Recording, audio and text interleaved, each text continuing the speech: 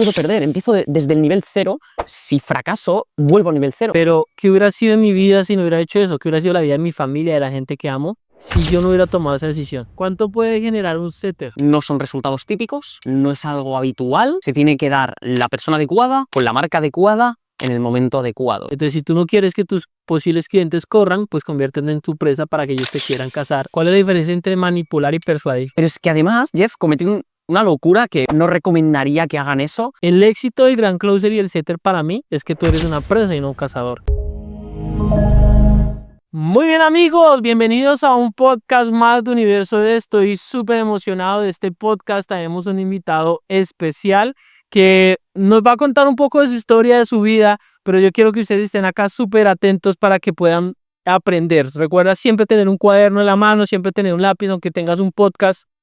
A veces está bueno que salen frases, consejos y tips que te pueden funcionar. Así que bueno, tenemos aquí con nosotros a Tony de la Torre. Crack, ¿cómo vas? Qué bueno tenerte acá. Y la primera pregunta que siempre le hago a los invitados es, ¿de qué es tu universo? Bueno, muchas gracias, Jeff, por la presentación, por la invitación a este fantástico podcast. ¿Qué es de qué es mi universo? Principalmente, Jeff, yo lo que hago es ayudar a personas que están pasando o han pasado recientemente por un punto donde se les ha caído el castillo de naipes, han empezado a darse cuenta de que lo que hacen ya no le ven sentido a eso, personal y profesionalmente sobre todo, y les ayudo a canalizar eso para desarrollar habilidades que puedan ofrecer al mercado digital para ganarse la vida con ello. Ok, muy bien. ¿Y cómo? A mí me gusta saber siempre las personas, me gusta saber de a dónde vienen, cuál es su origen. Vamos a ir un poquito de tu historia para llegar a cuándo fue el punto donde empezaste a hacerlo y luego entregarle a la gente como herramientas o tips de lo que tú estás haciendo ahora. Entonces cuéntanos un poquito de a dónde eres, pues de España, pero de qué parte eres, un poquito cómo fue tu infancia. Sí, pues bueno, yo soy un chico normal y corriente, tengo actualmente 28 años, vivo en España, concretamente en un pueblo muy chiquitín de Tarragona. Actualmente estoy casado con mi mujer, vivo una vida muy tranquila con 2 perritos en un pueblo perdido a las afueras de Tarragona, y siempre he sido un chico bastante, desde pequeño, pues en mi infancia, bastante callado. No he sido un chico extremadamente sociable, extrovertido, y siempre he sido como un niño que, bueno, que no, tampoco buscaba destacar en algo particular, ¿no? Me crié en la zona de Tarragona, me considero que he tenido una familia excepcional, unos padres que, si bien en mi casa pues no había abundancia ni nada por el estilo, pero sí como que, bueno, me educaron con unos valores muy sólidos, y tengo bueno, pues una relación con mis padres estupenda, los quiero por encima de todo. A nivel de estudios, terminé estudiando Administración y Dirección de Empresas. Me enfoqué mucho en la parte racional, digamos, en la parte de... vengo de trabajar en consultoría, números, KPIs, o sea, ese es mi background, por así decirlo. Empecé a trabajar en 2018, después de terminar la carrera, en una consultora, Deloitte, y todo lo que empezó siendo un sueño de ¡guau! Voy a hacer carrera en esta empresa, voy a ascender a ser socio y, bueno, vivir como ese sueño que te habían vendido que tenías que vivir. 2 años más tarde empecé a sentir como cierto ruido que cada vez era como más intenso. Empecé a probar diferentes maneras de emprender, empecé a leer libros. Mi primer contacto con el mundo del emprendimiento fue a través de un libro. ¿Cuál libro fue? El primero que me sembró la semilla fue Piense y hágase rico, De Napoleón. de Napoleon Hill. Y luego, a partir de ahí, empecé pues con los típicos Padre Rico, Padre Pobre, Robert Kiyosaki, hasta que di con uno, particularmente, que me llamó más la atención, que fue El Código del Dinero de Raymond. Sí, de Raymond Samson. Lo leí hace poquitito. Brutal, ¿no? Sí, sí. Y tiene ciertas particularidades similares a Padre Rico, Padre Pobre, de Robert Kiyosaki. Y ese me abrió como el paradigma de, ok, entiendo que hay un camino distinto que es perfectamente viable, más allá de, oye, trabajar durante toda mi vida por cuenta ajena, 40 horas semanales o más, Y hay como diferentes caminos, ¿no? El camino del autoempleado, el camino del empresario, el camino del inversor, y era como, ¿qué? O sea, obviamente habías oído hablar de eso, pero jamás te imaginabas que eso fuese posible para ti también. Yeah. Entonces eso me llevó como a probar diferentes cosas, por supuesto fracasé en muchas de ellas, cripto, bienes inmuebles, pero siempre me lo tomé desde el punto de vista de estoy aprendiendo.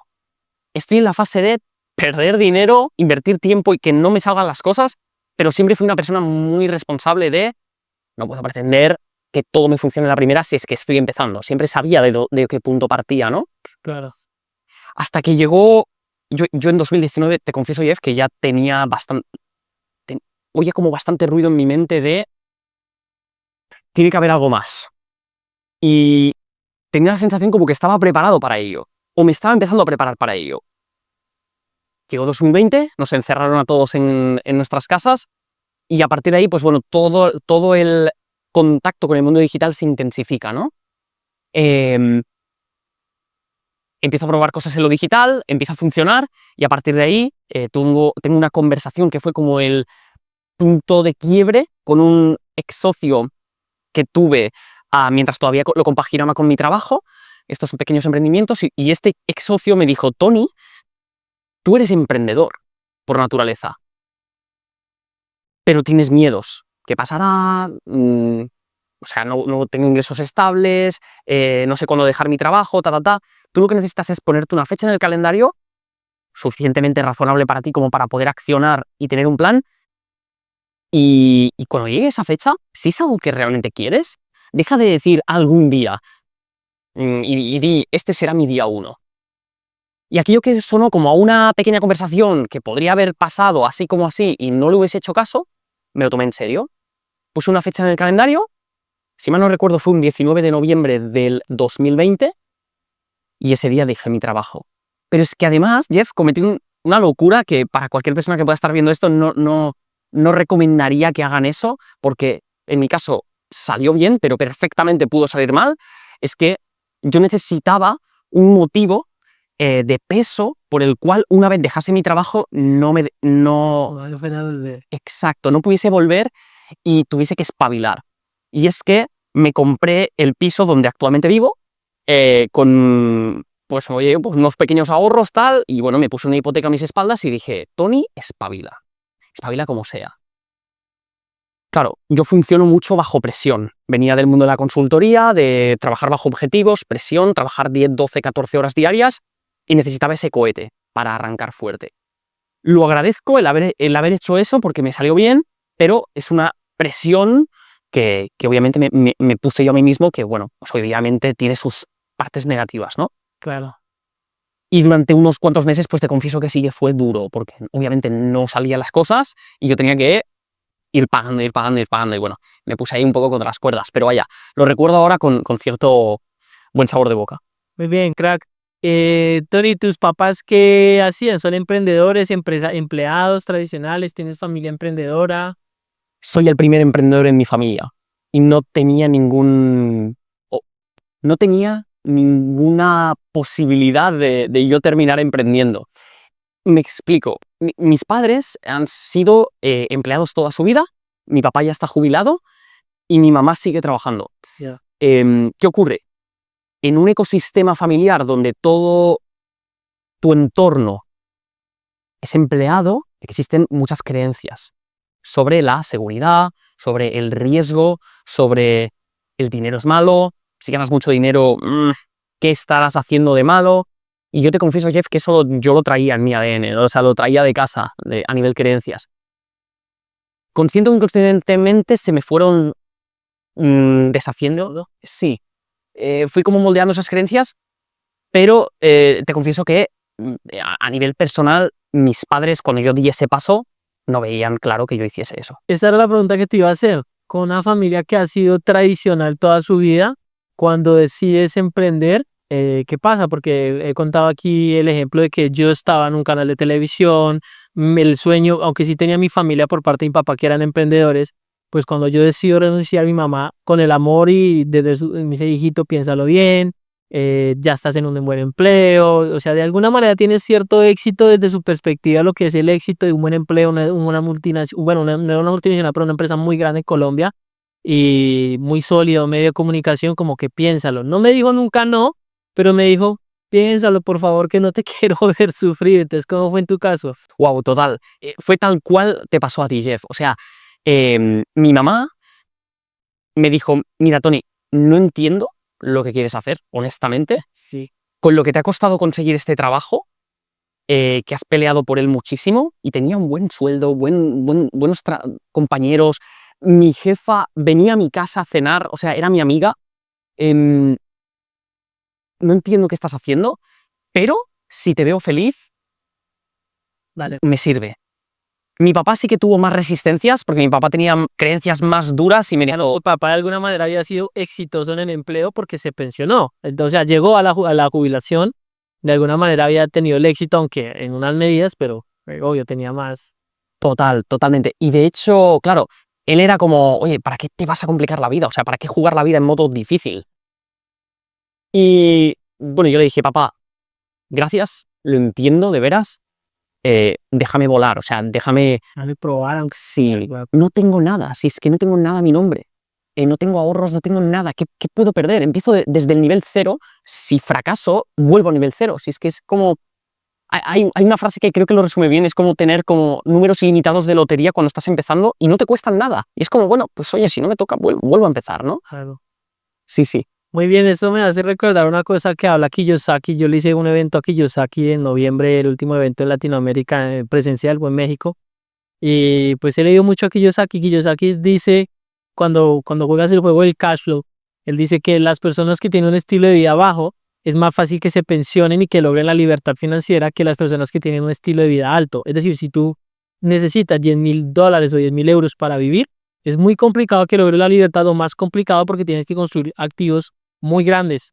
Pero si tú vives con 1,000, eres 1,000 eurista, lo que sea, pues esa libertad es fácil. Entonces lo llevo un poquito a tu caso. Es decir, si estoy desde cero, lo que puedo perder pues es nada, porque no tengo nada que perder. Ahora, si dejo que pase más tiempo, me meto en compromisos, me meto en deudas, empiezo a tener más carga, cuando vaya a tomar esta decisión me va a pesar muchísimo. O sea, este es el mejor momento para hacerlo.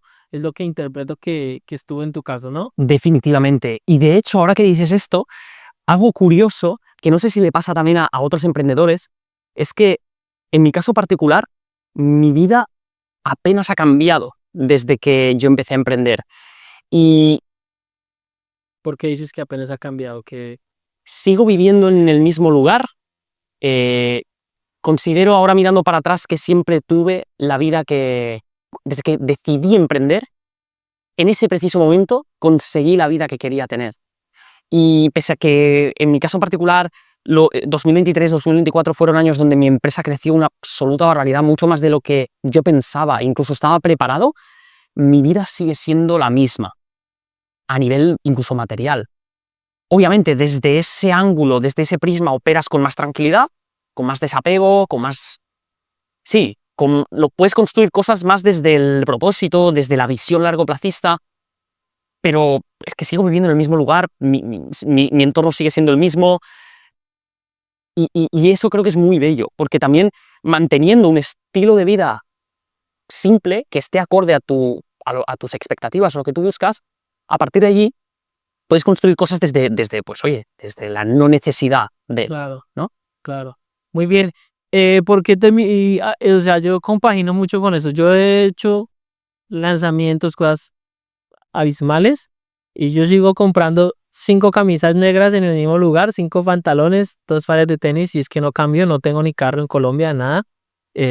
Porque pues para mí no tiene sentido. Para mí yo soy mucho el mindset de construir libertad financiera, de invertir, de hacer que esto pague mi estilo de vida, así que sigo manteniendo un estilo de vida muy sobrio, y esto creo que tiene que ver, o sea, eso es un buen mindset. Y luego llegará un tiempo donde cuando ya tienes eso vas a poder disfrutar y puedes hacer alguna excentricidad sin irse a lo loco, ¿no? Ya quieres comprarte algún carro de pronto o quieres darte un viaje más costoso, pero creo que hay momentos y está muy bueno que tengas ese mindset.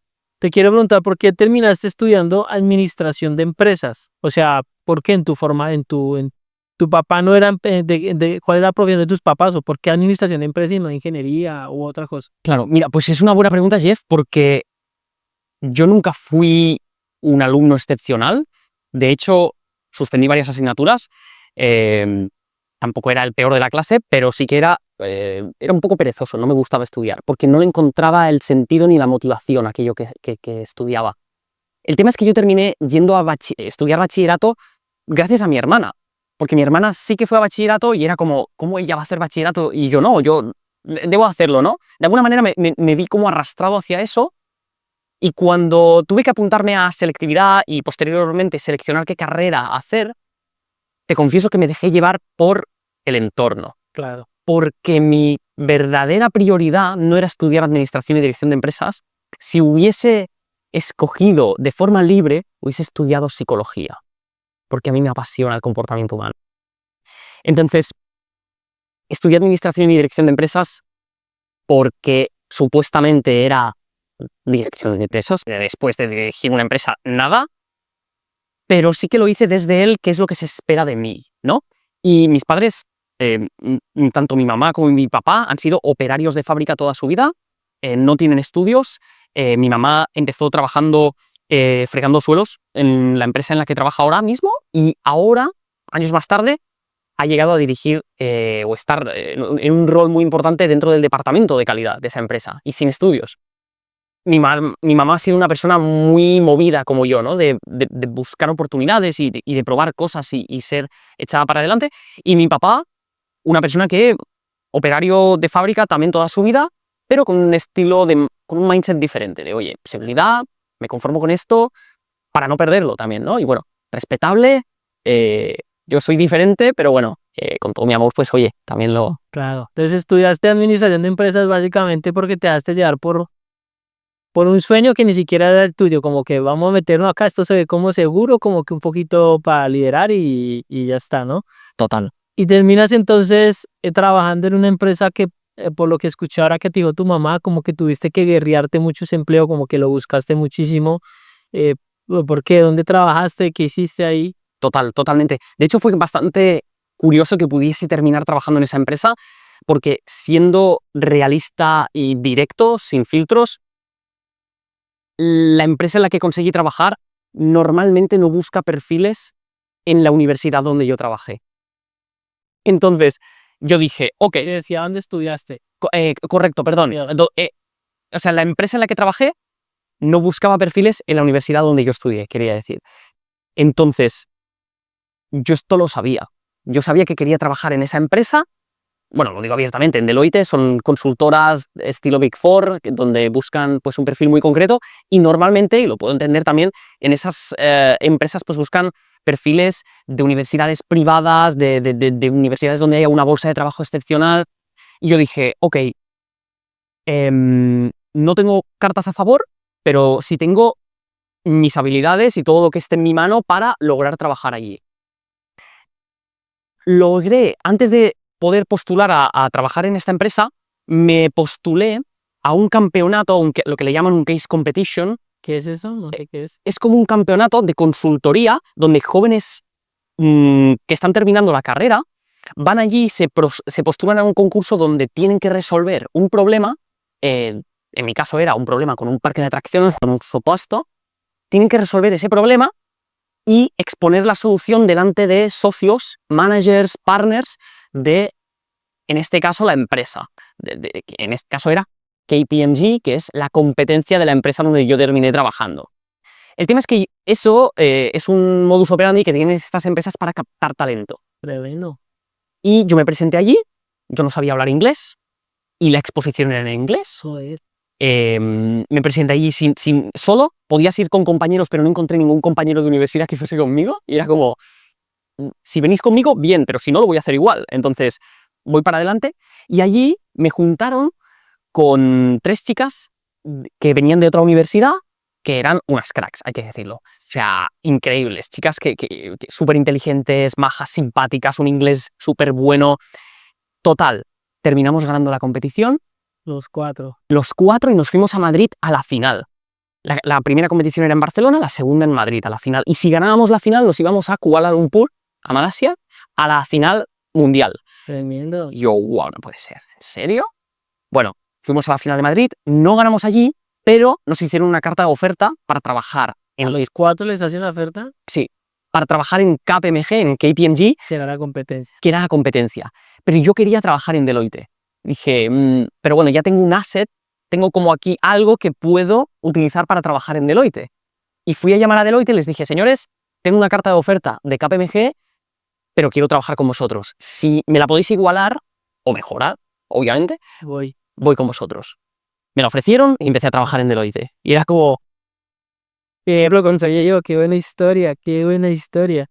No sabía que eso lo hacían las empresas y es un buen modo operandi, incluso para uno en nuestras propias empresas, conseguir buen talento, ¿no? sí, porque, claro, hacen como muchas fases de entrevista y son súper curiosas porque, claro, en la primera fase te suelen hacer como una especie de dinámica de grupo para ver cómo resuelves problemas, cómo te comunicas con los demás, cómo hablas, si sacas balones fuera o si te quejas, tal, y ellos lo ven. Entonces, captan talento en función de cómo operas en un problema real. Real. Luego hay otras fases de entrevista normal con cada departamento, pero el tema de la dinámica es muy curioso y creo que como emprendedores también deberíamos poder aplicar algo así. Sí, se me hace brutal por no cazar talentos, impulsar talentos, porque ahí es como en el fútbol, o sea, las calderas y las banderas donde ves que están los muchachos que tienen el talento, venga para acá, yo lo impulso porque creo que tiene talento, me parece brutalísimo. Sí, Muy bien, entonces consigues este empleo que te costó porque te la guerreaste. ¿Cuánto dura ese proceso entre que te inscribes y es esto? ¿Cuánto tiempo dura? duró como 4 meses aproximadamente, entre que hice la primera postulación, pasaron los concursos y tuve la carta de oferta encima de la mesa. Y las chicas quedaron trabajando en la otra empresa, ya quedaron... No les seguí la pista. Fíjate que no sé qué terminaron haciendo, pero definitivamente estas chicas iban a llegar muy lejos porque, Ya. sí. Cuando consigues el empleo, ¿qué dicen tus papás? Wow, era como, claro, el trabajo soñado de nuestro hijo, el primero en lograr trabajar fuera de Tarragona, yendo a la gran ciudad, Barcelona, que era como, claro, párate a pensar, yo vengo de un pueblo pequeño, entonces era como ir a sueño americano, prácticamente, claro. Entonces sí, fue muy chulo. Felices. Y aparte que esa es una ganada diferente. O sea, no es que te postulaste, es que te ganaste el puesto, lo peleaste, es digno de película, o sea, está por ahí en busca de la felicidad. Hay una frase muy buena que dice, el éxito de un hijo es el orgullo del padre y el fracaso de un hijo es la vergüenza del padre. Me imagino que en ese momento es como, qué orgulloso nos sentimos de ti. Sí, Entonces ahí entiendo mucho más el por qué tu papá, cuando te ibas a ir, es como, ¿de qué me estás hablando, tío? O sea, todo. eres mi orgullo, estás acá rompiendo, ¿qué me estás diciendo? ¿Que lo vas a dejar o qué? Sí, definitivamente. Para mi papá fue bastante complejo entenderlo. A día de hoy, mis padres todavía no saben exactamente qué es lo que hago, a lo que me dedico, pero sobre todo me veo con ellos cada semana o una vez cada 2 semanas los voy a ver y les doy un beso. Me ven feliz y me ven... Pero feliz desde que empecé a emprender. O sea, la felicidad no me ha venido ahora ni hace un año. Decidí ser feliz en el momento en el que dejé los miedos a un lado y aposté por mis sueños. Claro. Ese fue el momento en el que decidí convertirme en alguien feliz y también exitoso. Muy bien, brutal. Muy bien, entonces te vas a emprender y ¿cómo encuentras el camino? O sea, ¿cómo encuentras en qué emprender? Porque estás haciendo algo, podrías haber emprendido en consultoría. ¿Cómo ganarte un concurso en unas entregas? No sé, puedes haber emprendido en otras cosas. ¿Por qué emprendes en eso? Wow, pues es una buena pregunta porque no sabía por dónde empezar. O sea, tenía una falta de claridad tremenda que te confieso, Jeff, que no la fui resolviendo hasta que pasaron probablemente 1 a 2 años. Y lo que yo hice fue simplemente accionar en una dirección. Para que se pueda entender bien esto, y si nos imaginamos, por ejemplo, una nave espacial, cuando estamos en una nave espacial, queremos ver a qué planetas podemos ir, pero imagínate que por alguna razón estamos dentro de la nave espacial y todavía no vemos ningún planeta, por lo tanto no sabemos a qué nos queremos dedicar, ¿no? Okay. Entonces lo que hice yo fue salir de la nave espacial, impulsar no sé, ¿cómo se llama? El jetpack, el propulsor,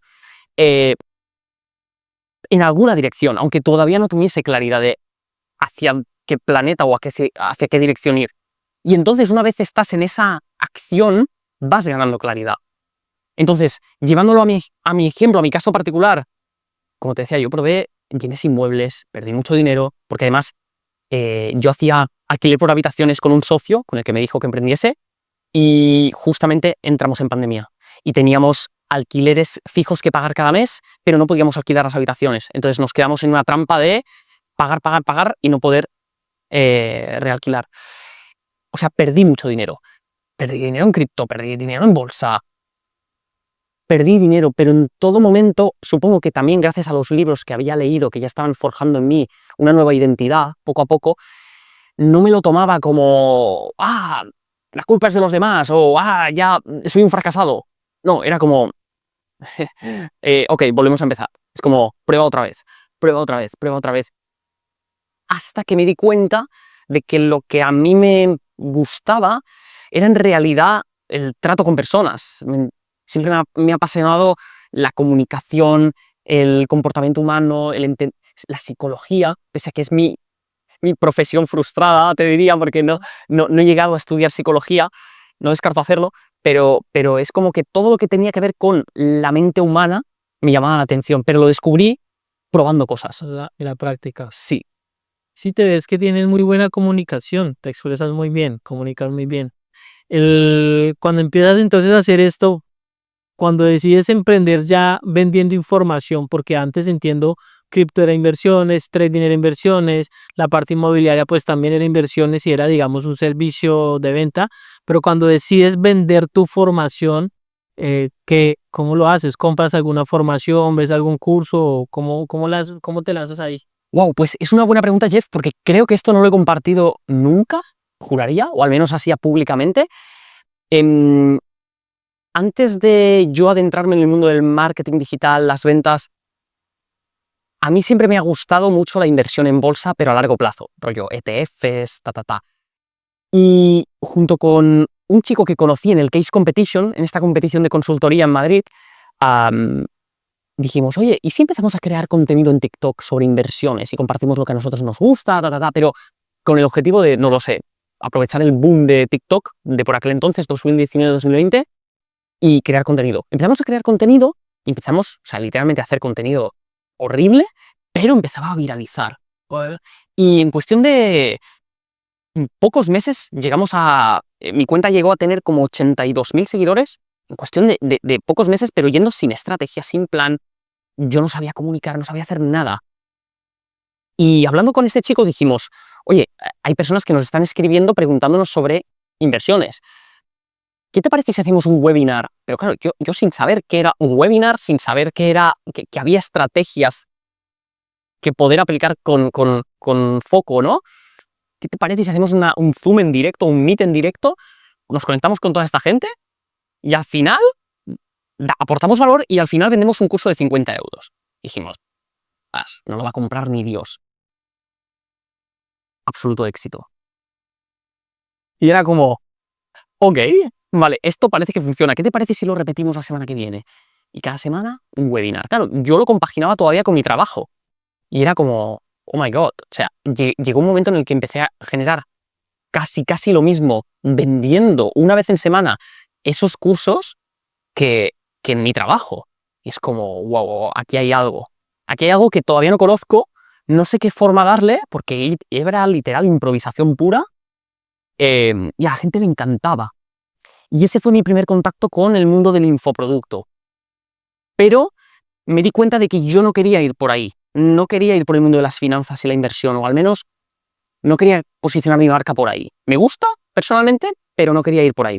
O sea, entonces vendes cursos de trading. ¿Cuánto ganaste en la primera semana? Yo, por ejemplo, mira, yo el primer curso que vendí de video marketing, que fue en el 2020, en una semana hice $13,000. Y fue una locura porque era lo que yo me ganaba en un año de trabajo, porque yo trabajaba, me pagaban $500, yo vengo de Latinoamérica, de Colombia, y era como, me gané casi lo de 2 años. Yo me ganaba $6,000 al año. O sea, en Latinoamérica el salario mínimo en ese momento, para que tengas una dimensión, era 300 euros. Ajá. Yo probablemente me estaba ganando 600, probablemente 2 salarios mínimos, y vendí 13,000. O sea, vendí lo de 2 años de trabajo en una semana y dije como que es esta locura. O sea, yo de aquí soy, ¿me entiendes? ¿Cómo te fue en esa primera semana? Wow. en ese primer webinar. Pues no vendí ni de lejos lo que tú vendiste. Sí, no, pero da igual. Claro, te mentiría si te digo una cifra exacta, pero creo que puede estar alrededor de los 400 a 500 euros en un webinar. Que está muy bien. Claro, eran como 10 ventas de un producto de 50 euros y era como, ¿qué? O sea, yo me esperaba una. Y era como, bueno, si una, 25 para mi socio, 25 para mí, bien, bueno, una hora de trabajo, 25 euros, worth it, ¿no? Exacto. Y era como, ¿perdona? ¿Qué? Y encima los clientes estaban contentos. En la formación era, además, enseñábamos lo básico, o sea, activos financieros, inversión a largo plazo. O sea, yo trading no tengo ni idea y era la formación era sobre, oye, pon dinero en una plataforma tal para invertir mensualmente y para el largo plazo. O sea, ETFs y poco más. Y era como, wow, que aquí hay un negocio. Aquí hay negocio. Pero lo terminé enfocando tiempo más tarde, o sea, yo dejé de hacer eso y lo que empecé a hacer fue, me empecé a interesar por el mundo de los embudos de venta. Ya.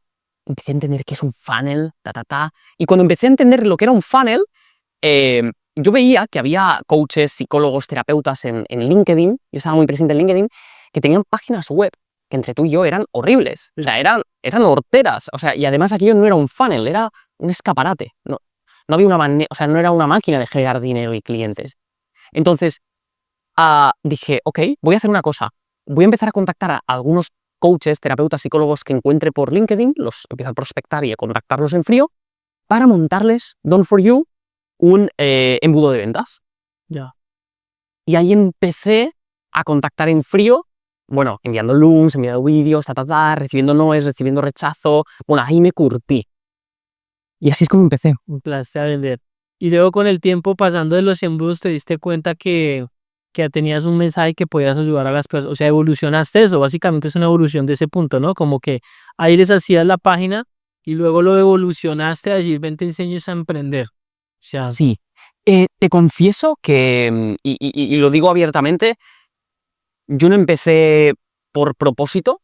claro, Yo empecé porque quería ganar más dinero y tenías una hipoteca que pagar. exacto, me movía el dinero. Obviamente, siempre la entrega del servicio, o sea, algo que no me podía permitir era que un cliente no estuviese contento y es algo que me ha perseguido de por vida y sigo en ese camino, lo cual también lo utilizo como para que la entrega de lo que vendo siempre pues sea, intento que sea excepcional a todos los niveles, pero empecé por dinero. Yo estoy de acuerdo que la gente tiene que empezar por dinero. La verdad siento que a veces, y yo que estoy aquí como en la industria del coaching, yo estoy más en la industria del marketing, pero aquí por lo que hacemos con Enrique entré mucho más fuerte en la industria del coaching, que siempre seguro he sido como tú, que he leído libros y me gusta leer y la filosofía y todas estas cosas, pero creo que la gente idealiza mucho el emprender por propósito y yo creo que no debería la gente emprender por propósito. Tú estás en una etapa donde estás en supervivencia y tú emprendes por sobrevivir, es decir, por pagar las cuentas. Cuando ya tengas las cuentas aseguradas, ahora sí métele propósito a eso, pero mientras tanto no, porque entonces la gente se queda paralizada, los jóvenes, las personas, no, es que no he encontrado mi propósito. 3 hostias, ¿cuál propósito? Voy a encontrar qué comer primero. ¿Me entiendes? Y luego de que eso pase, ahora sí hagamos las preguntas idealistas o hagamos las preguntas filosóficas de ¿para qué estoy en esta vida? Pero hay momentos donde no puedes ponerte así más cuando tienes responsabilidades detrás. Lo que sí, porque la gente confunde esto, que emprendas por dinero o trabajes por dinero no significa que no lo hagas bien. Y es lo que tú acabas de decir, es, yo lo hice por dinero, pero mi conciencia y mi mente estaba, voy a entregar lo mejor que pueda, así sea por dinero.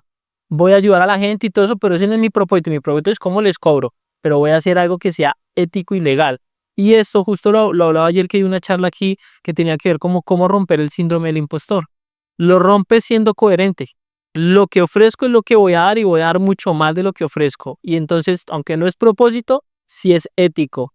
Y entonces, bueno, creo que ese debería ser el juego a las personas. ¿Qué piensas de eso? Wow, pero definitivamente, Jeff, porque al fin, cuando estamos empezando, honestamente, nos falta claridad. Claro. No tenemos una visión transversal de todo lo que es posible y de qué sí y qué no. Entonces, actuar desde el propósito ahí es entrar en un bucle en donde en muchas ocasiones no sales de ahí. Tienes que encontrar lo que funciona y que tú puedas ejecutar, y entonces a partir de ahí ya una vez salgas de esa fase ya empiezas a hacerlo desde otro lugar, ¿no?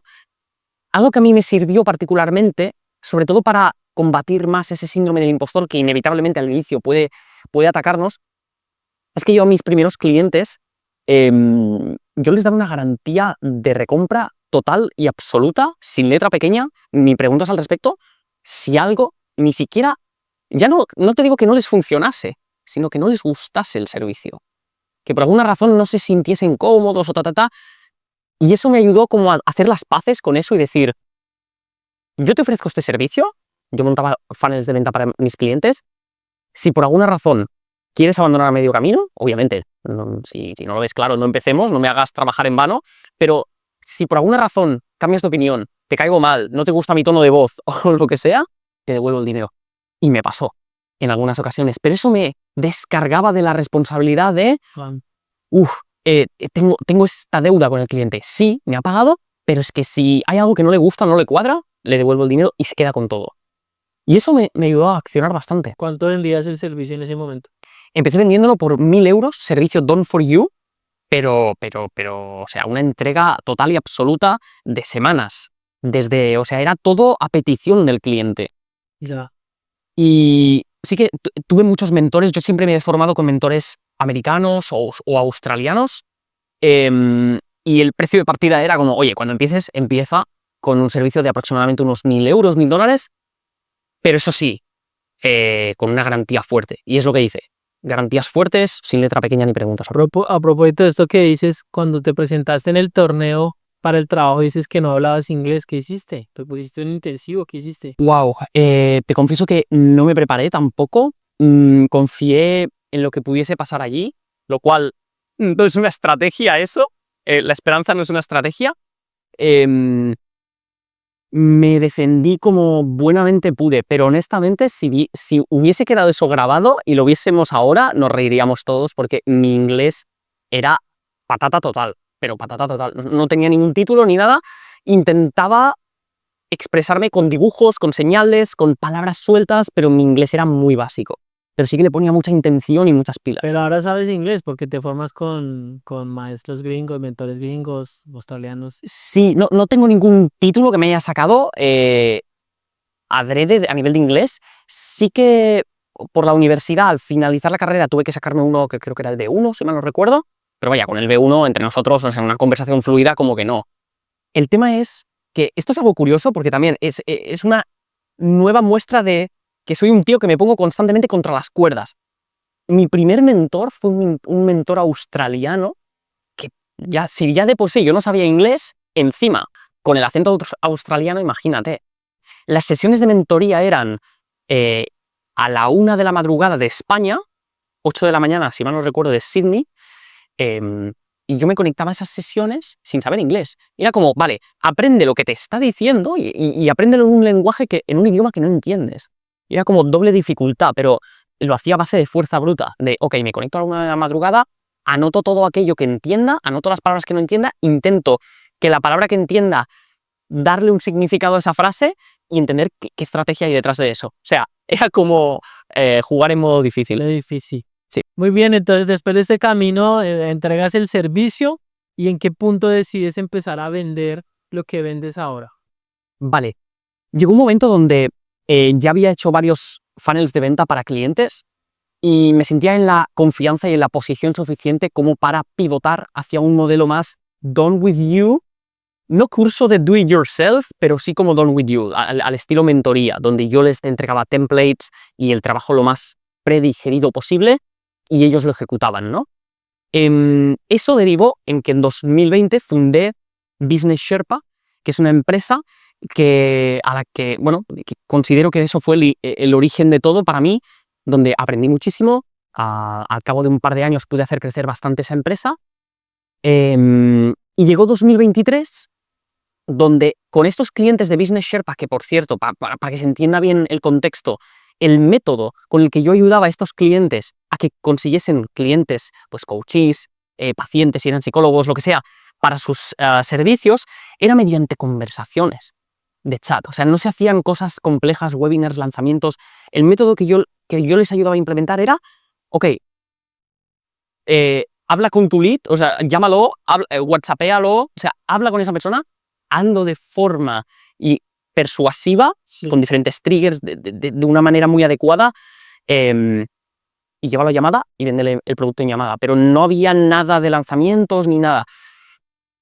Eso era simple y hacía que los clientes consiguiesen resultados rápidos, pero no era escalable. Claro. Porque obviamente a un coach no le puedes decir, oye, ten 100 conversaciones por día para agendar 10 llamadas al día, 8 llamadas al día, así. El cliente. Claro, entonces ahí había rápidamente un cuello de botella que se empezaron a encontrar mis clientes y era, ¿cómo sigo escalando a partir de aquí?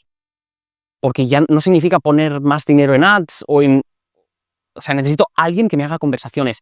Y eso me pasó a finales mediados del 2022, donde un cliente me dijo, Tony, necesito a alguien que me pueda ayudar con esto. Resumiendo mucho la historia, lo que estaba necesitando esa persona era un appointment setter. Claro, un setter. Claro, un setter, un profesional que se dedica a conversar de forma persuasiva con tus seguidores para llevarlos a una llamada y que el closer o la propia marca los cierre. Eso dio pie a que un año más tarde, desde más o menos abril del 22 a abril del 23, yo empezase a formar setters para mis clientes de Business Sherpa en 1 a 1. Pero yo no tenía una academia, no tenía nada, era como, vale, cojo una persona, le cobro un servicio, lo formo y lo coloco en el negocio del cliente de Business Sherpa. Y así es todo un año. Que justo en esa época fue como el boom de los setters y los closers. Entonces fuiste un poco pionero también en esa parte de formar los setters. Sí, en España abrí la primera academia de setting profesional, que si bien oficialmente el primer alumno entró en abril del 23, yo llevaba ya detrás de escena formando setters un año, desde aproximadamente un año, sí. Okay. Entonces, abril del 23, abro Instituto Setter.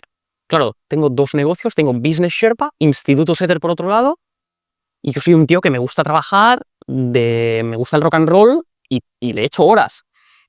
Pero llegó un momento donde, Jeff, o sea, era imposible, era como 2 negocios a la vez, llevarlos a cifras realmente altas, claro, era demasiado complejo. Y ahí le pedí ayuda a un mentor mío, le planteé la casuística, él me dijo que podía avanzar perfectamente con los 2, pero es que yo, por más que lo probase, no lograba encontrar el equilibrio, era como, me empezaba a desgastar a un nivel desorbitado. ya. ¿Y qué hiciste?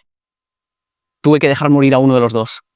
¿Al setter o al otro? Al primero. Y que te confieso que era el que más amaba porque era el primero. Claro. Dejé de captar clientes en Business Sherpa, clientes B2B, marcas personales, coaches. Dejé de captar estos clientes, me enfoqué en hacer crecer la academia de setters. Y eso fue a partir del 23. Hasta 2025 ya tenemos 1.200 alumnos, si mal no recuerdo. Setters. Setters, sí. Buenísimo. Sí, sí, sí. Entonces ahora te dedicas a las personas, a ayudarlos a conseguir una profesión con esto, ¿o cuál es el enfoque que tienes ahora? Sí, principalmente es Instituto Setter, que pivotó luego a llamarse Instituto Growth.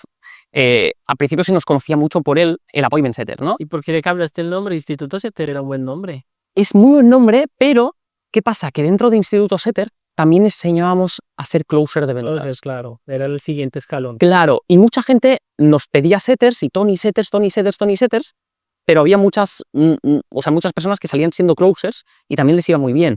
Y dije, ok, necesitamos abrir más el paraguas para que no se entienda solo que formamos setters. Porque la gente lo descubría que formábamos closers y entonces nos querían closers en conversaciones pues así en persona, de, ostras, ¿me puedes pasar un set? Y por casualidad closers, y digo, sí, sí. Y me dicen, ostras, ¿pero cómo es que no lo sé? Y digo, pues supongo que por el nombre. Claro. Entonces pivotamos el nombre hacia Instituto Growth, que esto fue hace unos meses, y básicamente lo que hacemos dentro del ecosistema Instituto Growth es formar en appointment setting, en cierre de ventas y en automatizaciones con inteligencia artificial. Muy bien. Empezando desde ManyChat, Go High Level, N8N, etcétera, etcétera. Pero explícale a la gente qué es un setter. Vale. Un setter es una persona que se conecta a la cuenta de una marca personal, creador, influencer, empresario digital que crea contenido en redes y vende generalmente productos y servicios, se conecta a su cuenta de Instagram o LinkedIn o WhatsApp, entabla conversaciones con sus clientes potenciales y hablando de forma persuasiva, de una manera muy concreta, los lleva a una llamada donde el closer de ventas o el propio empresario pueda cerrar ese trato y cerrar la venta. Ya, soy una persona que genera esas citas. Justo antier, hace 3 días, publiqué una historia en mi Instagram. Adivina qué estaba buscando. Appointment setter. Entonces que dije, como que voy a hacer esto, voy a escalar por acá, voy a empezar a buscar setters. ¿Cuál crees que es la habilidad más importante que tiene que tener un setter? Sabes que tengo un problema en este momento de esto, porque quiero irme a la parte filosófica Ok. contigo, porque vi un poquito de tu ponencia y veo por lo que hablas y por lo que dices que quieres estudiar psicología, que te gusta mucho esto. Entonces me gustaría hablar un poco de esto, pero no puedo dejar a la gente aquí en este momento. Entonces vamos a ver cómo lo llevamos, ¿vale? Vale. Entonces, ¿cuál es la habilidad más importante que tienen que tener una persona que quisiera ser un setter o quisiera montarse en esto? Sé que lo que voy a decir puede que no sea lo tangible que la gente pueda esperar, pero saber influir en las personas. Y con saber influir me refiero más particularmente a saber persuadir. Es decir, ser capaz de hacer buenas preguntas a la otra persona para que la persona te devuelva la respuesta que tú quieres que te devuelva. Entonces, de alguna manera, la gran mayoría de personas, el único cambio de mentalidad que deben de hacer para ser excepcionales, ya no setters, sino también closers, comunicadores incluso, es que dejen de perseguir y empiecen a atraer. Es decir, que sepan hacer buenas preguntas que generen magnetismo en una conversación, que no generen la sensación de te estoy intentando vender algo, te intento engañar, sino que de alguna manera la persona sienta que tiene que venir hacia ti, ¿no? Ese es el mind shift que tienen que hacer las personas, que lleva tiempo en ocasiones, y te diría que muchas personas que vienen de la venta tradicional, Sí. cuesta mucho que salgan del mind shift antiguo para ir al nuevo, porque están acostumbrados a una venta muy push, y es ir hacia una venta más pull, de atracción. La atracción. Hay un libro que se llama Cómo ganar amigos e influenciar sobre las personas, ¿no? Dale Carnegie creo que es el que escribe ese libro. ¿Ese se lo recomiendas a su setter o no? Uf, pero absolutamente. Sí. Sí. Ese, luego hay un libro que hay... Tengo mis sentimientos encontrados con ese libro porque utilizado para hacer cosas buenas está muy bien, pero las mismas leyes utilizadas para cosas no tan buenas, pues obviamente no está bien. Pero hay un libro que se llama Las 48 leyes del poder, de Robert Greene, un libro... Ese es el que dices que habla de esto, que es delicado. Sí, es un libro delicado de leer, es un libro de hecho, y esto es real, se puede contrastar, está prohibido en cárceles en algunas cárceles de Estados Unidos, si mal no recuerdo Texas, Florida y algunos estados más, porque literalmente es un libro que... Situación dura. persuasión dura, pero utilizado para leyes maquiavélicas, prácticamente. Claro, va acá una pregunta. ¿Cuál es la diferencia entre manipular y persuadir? La intención. La intención. Es decir, si tu intención es estafar a la gente, estás manipulándolo. Si tu intención es genuinamente que le vas a ofrecer algo bueno, un servicio bueno, pues lo estás persuadiendo porque le estás dando una ayuda. Entonces, la intención que tenemos es lo que cambia completamente el juego. Eso siempre lo digo. Y sabes que ahorita decías algo sobre el magnetismo. Y una vez se lo escuché a una mentora y lo utilizo yo cuando enseño. Yo me considero muy bueno vendiendo porque hice redes de mercadeo mucho tiempo. Eso de decidirse, ¿eh? Muy duro. O sea, yo me considero una máquina porque empezaba a hablar y sabría qué tenía que hacer para persuadirte y cómo hacer el storytelling y hacer todo en el 1 a 1. O sea, pero aparte yo iba y cogía gente en frío que no conocía y entonces contando historias me volví muy bueno leyendo a las personas, sabiendo qué tenía que hacer, cómo perfeccionar la historia. Y una de las cosas que hacía es que normalmente le dices a la gente, cuando eres un vendedor o un setter o un closer, ¿tú qué eres? ¿Eres un cazador o eres pues una presa? El éxito del gran closer y el setter para mí es que tú eres una presa y no un cazador, pero eres una presa con mentalidad de cazador. Brutal. Entonces como que tú dices, el vendedor tradicional que dices siempre va como te voy a vender. Y en el lenguaje no verbal estoy así, ta.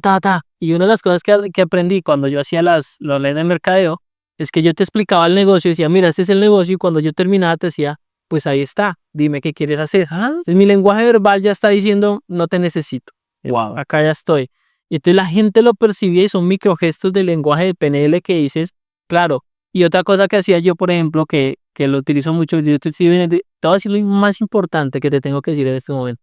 Le quitaba las gafas, te miraba los ojos y es como ya está. Esto tiene poder, ¿no? Total. Entonces, una cosa que yo miraba en la parte de las ventas es cuando yo soy una presa, yo me muestro vulnerable para ti, te estoy en servicio y yo quiero es que tú me cases, que es lo que acabas de decir, es un pull, quiero es que tú me cases. Y cuando soy un vendedor es quiero casarte y es normal, si una presa siente que lo van a casar, ¿qué hace?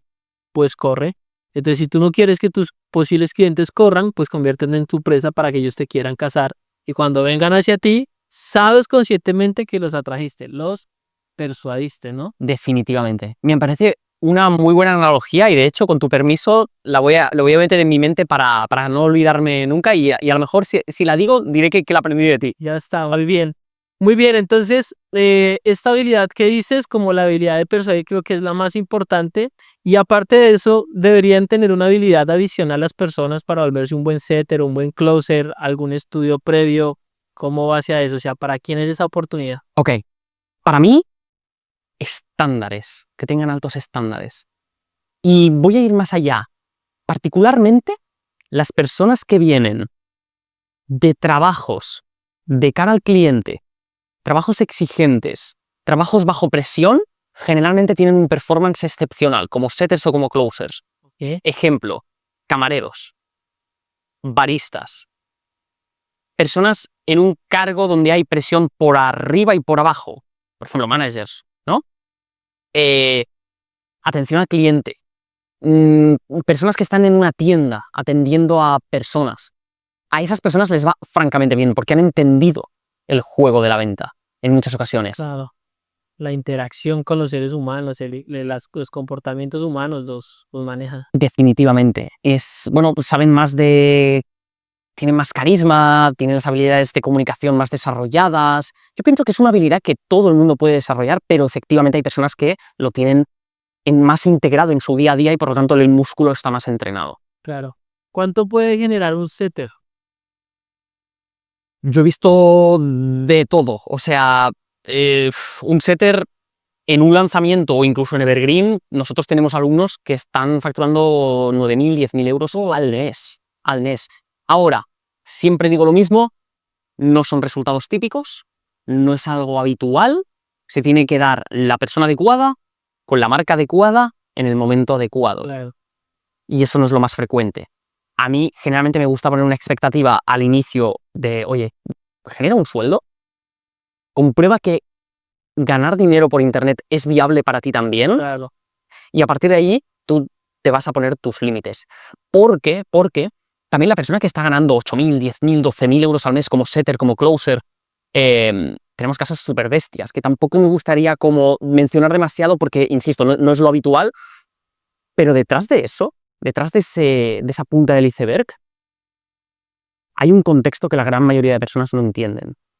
Y eso no vende, pero es la verdad, es la realidad.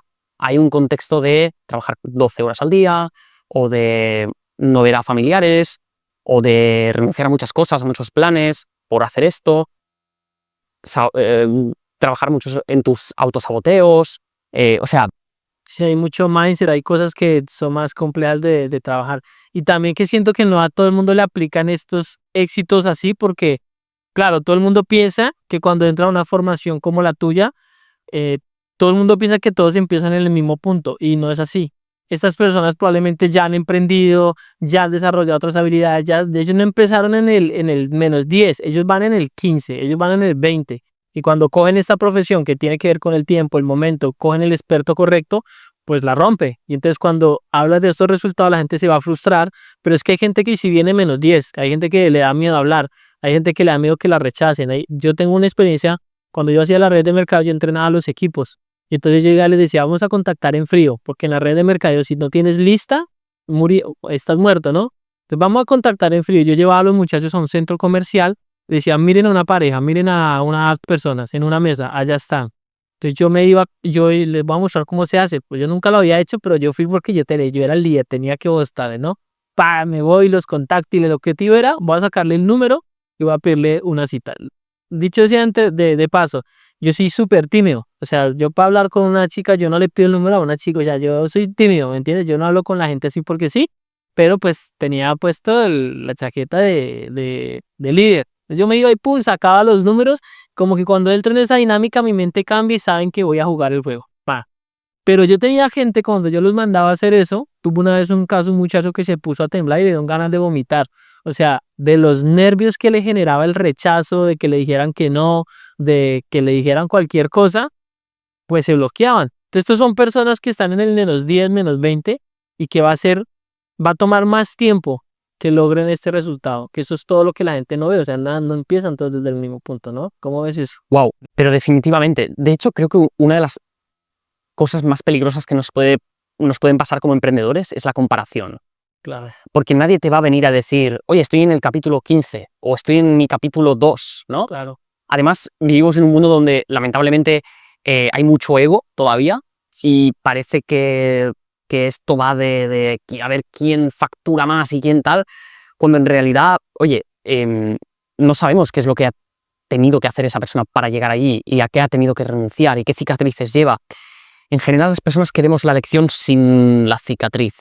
Claro, queremos la recompensa, pero el proceso no. Definitivamente. Y una vez entiendes eso, y obviamente te salvas a ti primero, saneas tus finanzas, es como que, oye, al principio está bien hacer las cosas por dinero para vivir una vida mejor.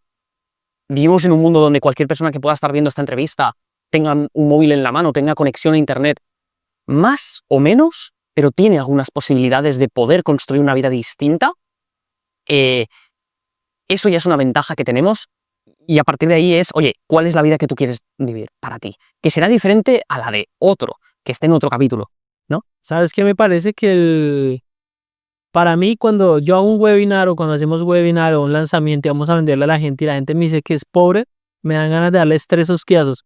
Porque si tienes un celular, como dices, si tienes internet, si de verdad tienes luz, y seguro la tienes porque me estás viendo por un celular, por internet y tienes luz, tú no eres pobre. Tú ya eres privilegiado, pero no te das cuenta porque tu diálogo interno está incorrecto. Entonces estás en rol de víctima, pero ya tienes oportunidades. Hay profesiones estas como lo de appointment setter o un closer que realmente necesitas solo estas 3 cosas: internet, un celular o un computador, energía y agua para refrescar y chao, te vas, listo, y vas a muerte, ¿no? Entonces creo que es una cuestión de mindset. Y hablando del mindset, ¿qué has visto que han sido los retos más grandes de mentalidad que tienen los setters o los closers? Tú te ves que tú comunicas muy bien, tú eres un gran vendedor porque tienes mucha energía para comunicar. Yo soy un buen analista de personas a la hora de comunicar. Yo me volví experto en la comunicación así, de tanto dar planes y porque he hecho muchos eventos. Entonces lo percibo de una vez y tú tienes toda la actitud.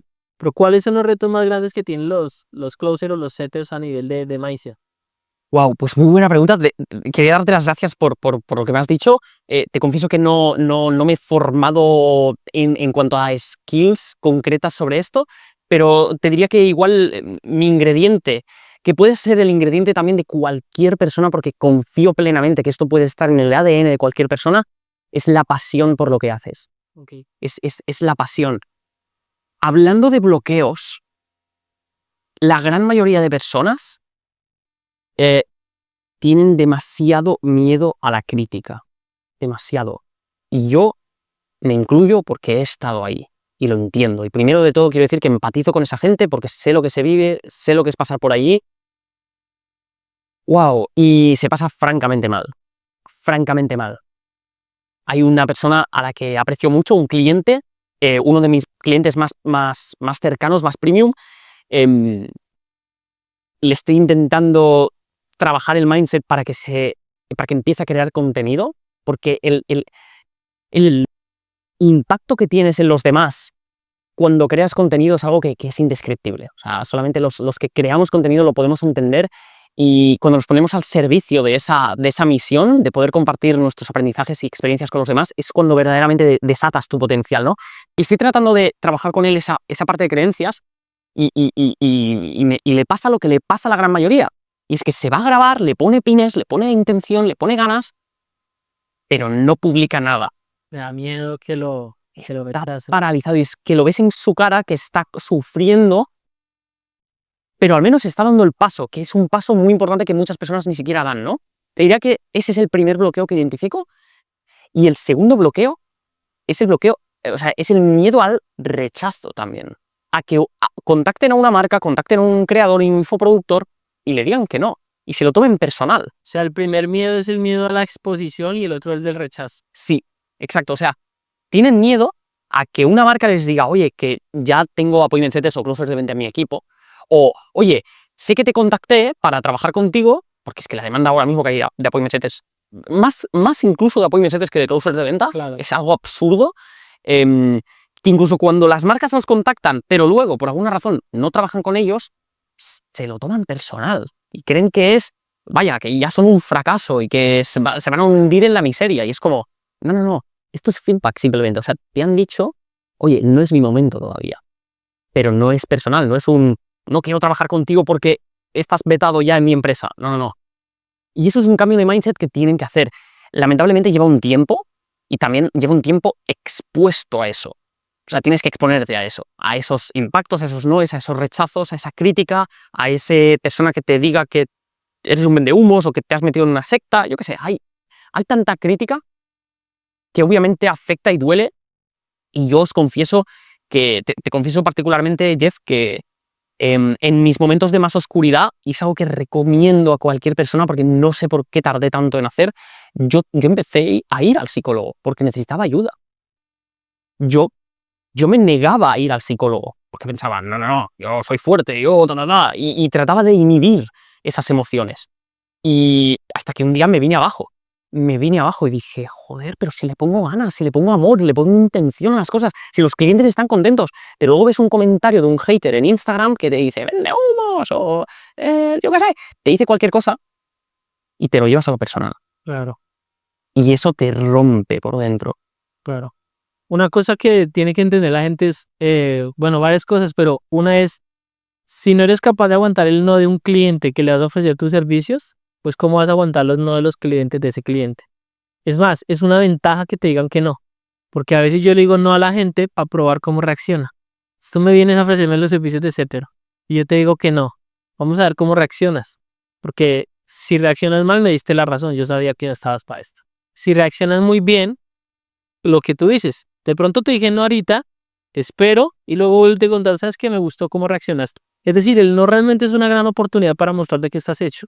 Cuando la gente cambia ese mindset dice, ok, o sea, esto es una oportunidad, me dijo un no, qué chimba, tengo aquí la oportunidad de mostrarle, man, cómo va a reaccionar a los no de sus clientes. Brutal. Entonces, eso sería brutal. Y lo otro es que le ponemos mucha importancia al hate. Entonces, le digo a las personas, mira, tu vida ha funcionado los últimos 5 años, o 10, o 20, sin conocer a esas personas que te dieron hate. Y tu vida va a seguir funcionando aunque te digan feo, aunque te digan vende humo, aunque te digan lo que te digan. Si tu vida no puede seguir funcionando después de esto, le estás dando el poder a una persona de que pare tu vida, de que pare tus sueños.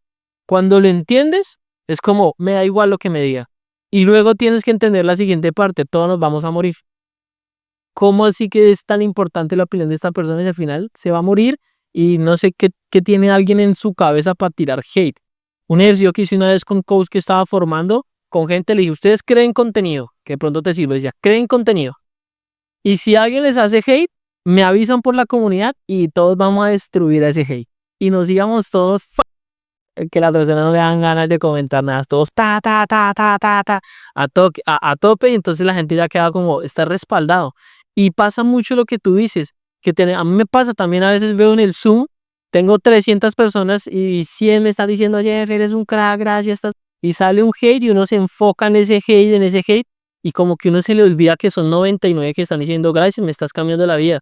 Y un hate, entonces tiene que estar uno como en estado de conciencia permanente para no dejarse aplacar. Wow, brutal. Sí. Te quería decir algo, ¿cómo piensas que ahorita hablabas de la alegoría de la caverna? Está bueno que cuentes ese pedacito aquí para la gente. ¿Cómo reaccionaría ese man que salió de la caverna cuando le dijeron que no, que era mentira? ¿Cómo trabajar ese rechazo? Wow, es una muy buena pregunta, Jeff, y muy filosófica. Te diría que cuando esa persona sale de la caverna y se da cuenta de que la vida que ha estado viviendo no es la vida que podría haber estado viviendo,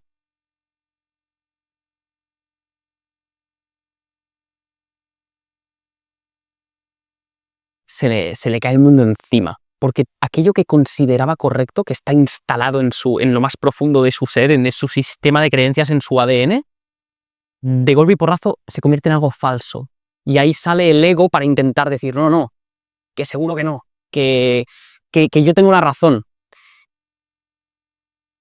Esto es algo que cuando yo viví, y no creo que a mí particularmente no me pasó en un momento dado, sino que lo fui viviendo paulatinamente y me di cuenta de que lo que yo consideraba que iba a ser mi vida entera dejó de tener sentido para mí, dejó de representarme.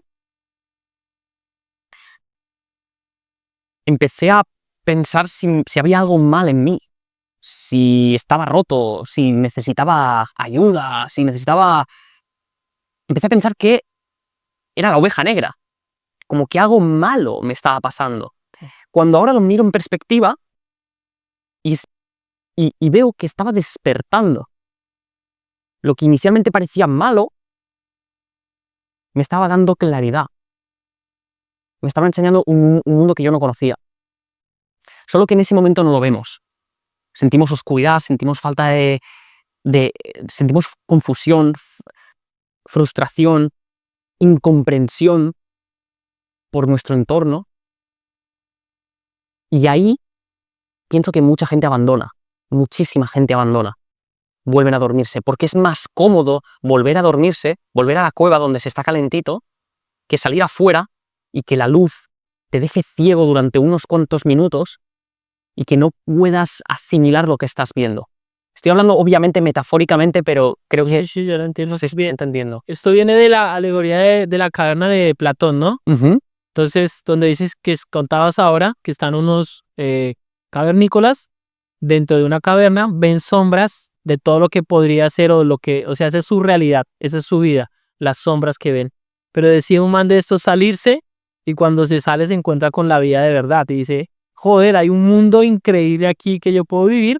Y entonces se devuelve a donde los manes a decirle, venga, vamos para allá que allá está el mundo de verdad. Y le dicen que no, que acá estamos. Entonces la persona tiene dos opciones. Y esto es lo que le pasa a veces al emprendedor o al soñador. Porque no necesariamente es emprendedor, pero al soñador, ¿no? Voy, miro, me conecto a un webinar y miro que hay un universo de posibilidades o hay oportunidad diferente. Puedo ser CETE, puedo ser closet, puedo emprender en digital, puedo vender mis cursos, puedo vender mi información. Y me meto y voy a decirle a mi familia, venga, encontré algo y le dicen que no, que eso no es, que eso son vendehumos, que eso es mentira, que eso no existe. Y él tiene dos opciones. O confías en lo que viste, en lo que sentiste en esta nueva redirección que tienes, o te duermes, que es como, confórmate. Y en esa decisión yo sí creo que la gente se queda porque están muy atentos de lo que dicen otros y necesitan algo que creo que es un error, necesitan validación social.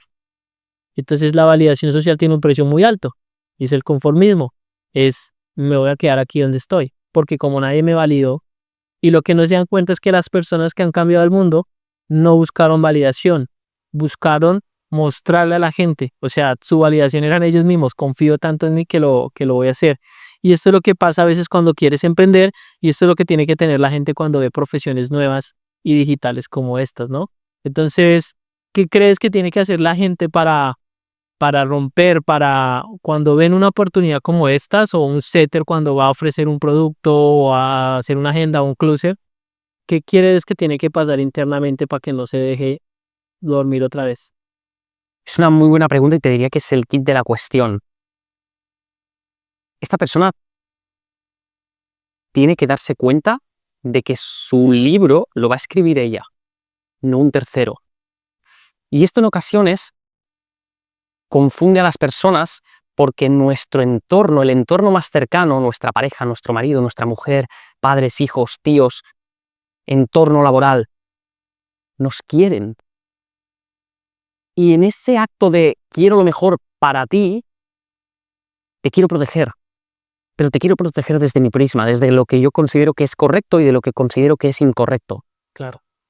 Entonces, pienso que estas personas, cuando ven esa claridad en un webinar, en una BSL, en un evento presencial, cuando tienen esa epifanía de lo que podría llegar a ser posible para ellos también, necesitan tener muy claro que su vida la van a escribir ellos.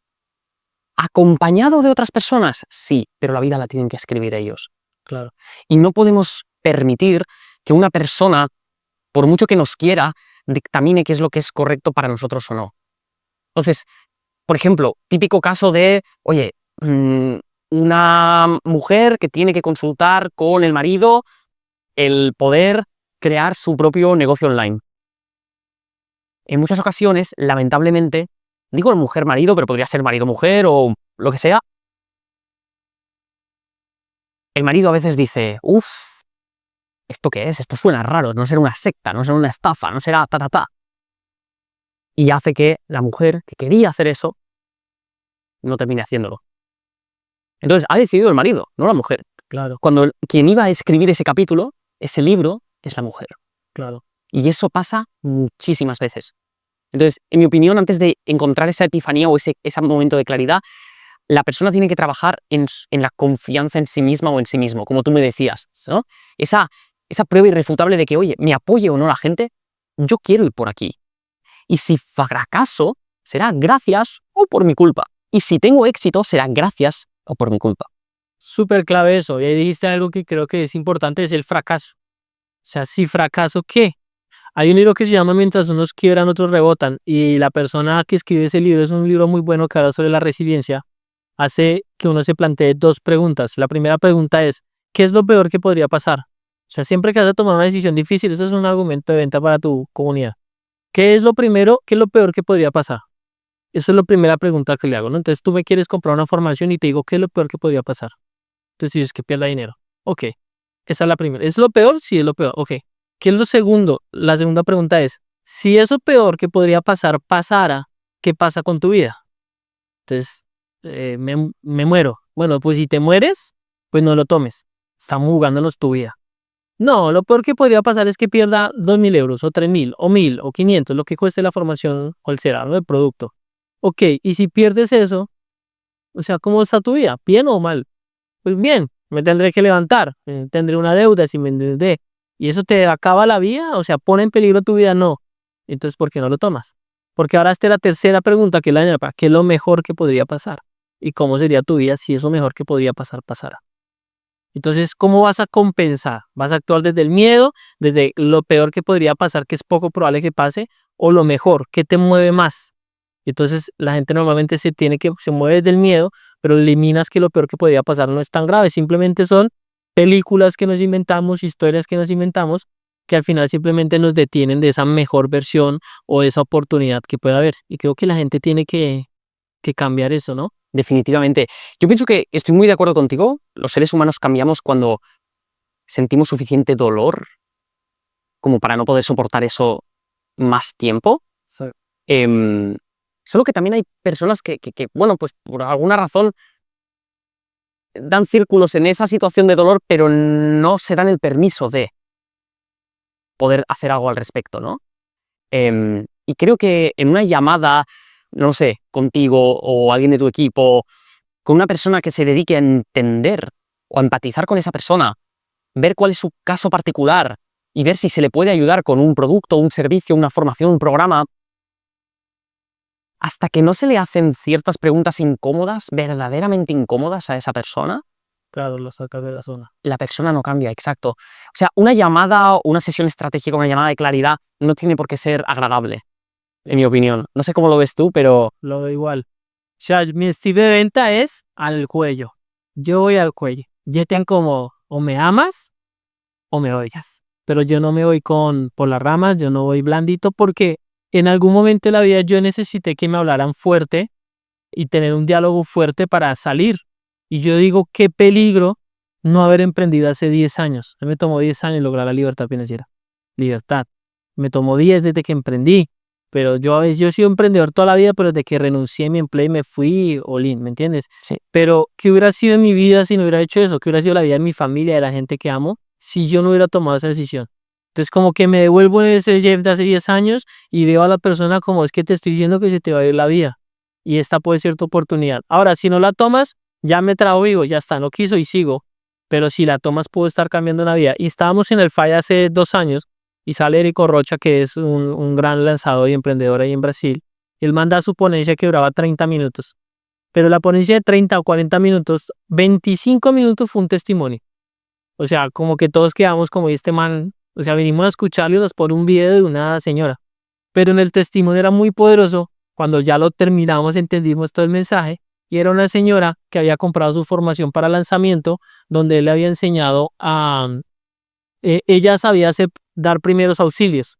Y él le enseñó cómo lanzar un curso para dar primeros auxilios. Y luego ella contaba y mostraban los alumnos de ella que habían aprendido a dar primeros auxilios y habían salvado familias o personas que habían salvado familias. Y él decía, este es el poder de llevar tu mensaje al mundo. Este es el poder de trabajar desde la conciencia. No sabes que lo que estás haciendo puede generar un impacto tan grande que es incalculable. Yo por dedicarme a lanzar he ayudado a personas en múltiples industrias, múltiples nichos, que han ayudado a otros, que han ayudado a otros y en algunos casos he salvado vidas. Y creo que cuando una persona se pone en esa perspectiva, dice, la primera vida que vas a salvar es la tuya. Pero decidirte a hacerlo, como tú ahorita hablabas, decidirte a dar contenido, es cómo vas a llevar un mensaje tan poderoso que puede salvar. Y un setter y un closer, si trabajas de algo que es muy importante, coherencia, estoy trabajando en algo que vibra conmigo, que sé que es un buen producto desde la coherencia, puedes estar generando un impacto que ni siquiera lo podemos medir, es que es incalculable, pero creo que hay un poder de trascender. Por eso los emprendedores son los que cambian el mundo, definitivamente.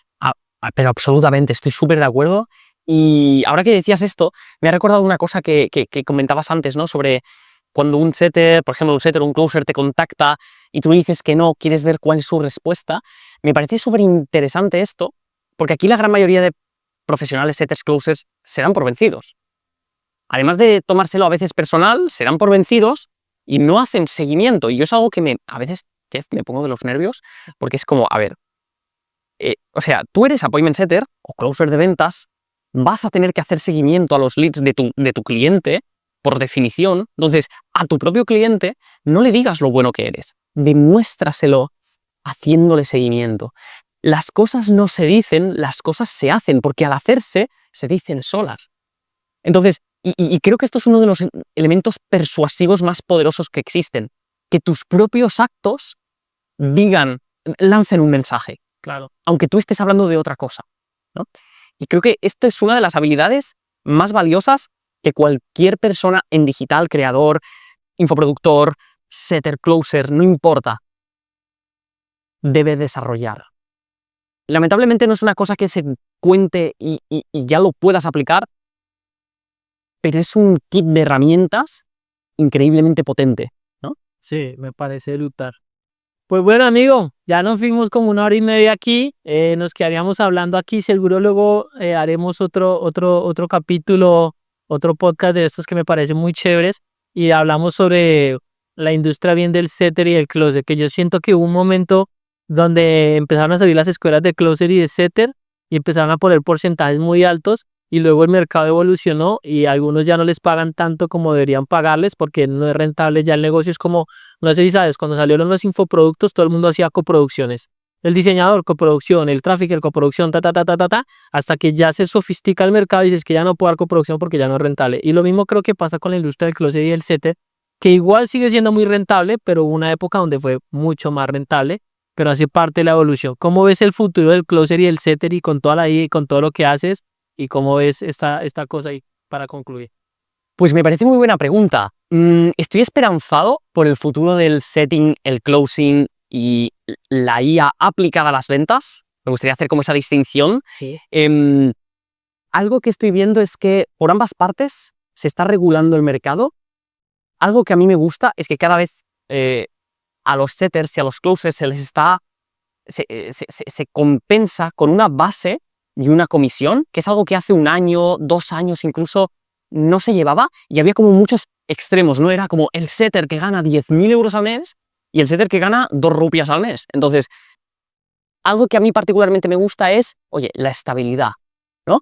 Que no haya picos tan grandes de ingresos, pero que haya cierta estabilidad que permita que estos profesionales también, y el closer también, ojo, cada vez veo también más closers que tienen una base y una comisión, lo cual al principio te confieso que me chocaba, porque era como, ¿what? Yo vengo del mercado americano, tipo closer, solo comisión, tal, y sí que veo que en el mercado hispano cada vez se tiende más a una figura donde hay una compensación híbrida. Obviamente, no hablamos de bases súper grandes y comisiones pequeñas, ni mucho menos, pero sí como encontrar un equilibrio donde una colaboración entre un setter o closer con una marca no asfixie a ninguna de las dos, porque eso corta la relación y ninguno de los dos sale ganando, ¿no? Entonces a mí me gusta porque se está tendiendo hacia un punto medio donde las marcas se entienden más con los appointment setters, los closers de venta, y te confieso que estoy esperanzado por eso, porque hace un año no veía eso y hace 2 todavía menos. ¿Y no crees que la IA va a eliminar a los setters? Actualmente, mira, yo personalmente te digo lo que yo hago. Yo tengo IA en mi cuenta de Instagram. De hecho, si las personas comentan en un post la palabra Rockstar, hablarán con mi IA. Y también tengo appointment setters. Ya. Ambos. Por una razón, porque la IA, aunque utilicemos herramientas como ManyChat, Go High Level, N8N, que se pueden hacer absolutas barbaridades, no permite ciertas cosas que van en contra de las políticas de Meta. Entonces, hay ciertas cosas que solo va a poder hacer un ser humano, porque van básicamente en contra de las políticas de Meta, automatizarlas. Y la combinación entre ambos, para mí, es excepcional. Entonces, por ponerte un ejemplo, abrir nuevos seguidores, o depende qué tipo de conversaciones que van muy a fuego lento, que no son aquí te pillo, aquí te mato, al hueso, al palo y a la bolsa, ahí es muy necesario que esté la figura de un appointment setter que vaya con cuidado, que lo haga de una manera muy concreta. Para ir a full volumen, o incluso, por ejemplo, para confirmación de leads para un lanzamiento, pues oye, IA. Para llamar, por ejemplo, a leads que se registran para una VSL pero no agendan, setter. Que llame personalmente, que conecte con esa persona. Que para mí es un híbrido de ambos. Y para mí la clave está en que el setter aprenda de IA. Claro. Porque no es uno u otro, sino cómo el setter sabe hacer su appointment setting, pero también entiende de herramientas de IA y es capaz de ofrecerle a una empresa El pack completo. exacto. Sí, es una integralidad. Pues muy bien, Tony, muy buena la charla, la conversación. No sé si quieras darle un mensaje final a las personas que están acá, algo que quieras hablarles o decirles a las personas, un mensaje final sobre la profesión de closer, de setter, o algo sobre tu filosofía de vida que me gusta. Qué bueno, gracias, Jeff. Más allá de hablarles sobre el setter o el closer, sí que me gustaría compartir con las personas que puedan estar pasando por ahora mismo, pues por inestabilidad, circunstancias del funnel, la empresa, el trabajo, lo que sea que puedan estar pasando, que bajo mi punto de vista, y esto es algo que ha salido previamente en el podcast, hay 2 ingredientes que pueden hacer que cualquier persona que realmente se lo proponga logre sus objetivos, diferentes del resto, pero logre los suyos. El primero es pasión por lo que hace, que verdaderamente sienta pasión genuina por aquello que hace, que encuentre aquello, que se dé tiempo para encontrarlo, pero que cuando lo encuentre, que haga las cosas desde la pasión, porque una persona que lo hace desde la pasión no tiene límites, no tiene límites. Y adelanta por la derecha cualquier competidor que pueda tener que no sienta esa pasión. Y el segundo componente es los estándares. Tengo la sensación que la industria digital sigue en pañales, está empezando, y eso es bueno, pero también hace que carezca de altos estándares, de gente que realmente tenga altos estándares, que sea pues cosas tan tontas como ser puntual, preparar una reunión, tener una buena apariencia cuando hago una llamada, hacer seguimiento tanto a los leads como a mis potenciales clientes, tener altos estándares, o sea, dar el absoluto 100%. Pienso que una persona que cumple estos 2 criterios, a esa persona no le preguntaría si va a tener éxito o no, sino cuándo. ¿Cuándo va a llegar el momento en que tenga éxito? Porque es la receta de la Coca-Cola. Es la receta para tener éxito en esta industria. Muy bien, pasión y altos estándares, yo estoy de acuerdo, eso ha sido el éxito en mi vida, pasión y altos estándares, o sea, voy siempre a tope y a por todas, ¿no? Y bueno, finaliza diciéndole a la gente dónde te pueden seguir, luego vamos a poner las redes aquí abajo, pero cuéntanos dónde te pueden seguir, si quieren aprender más sobre los temas que tú hablas, cuéntanos dónde te pueden seguir. Qué bueno, pues me pueden seguir en mi cuenta de Instagram, mi nombre es Tony_de la Torre. Y si quieren descubrir un poquito más o quieren adentrarse un poquito más en este mundillo, tema mindset, tema negocios, mentalidad, emprendimiento, tengo una newsletter completamente gratuita a la cual pueden acceder las personas si van a institutogrowth.com/génesis, el origen de todo. Muy bien, tío.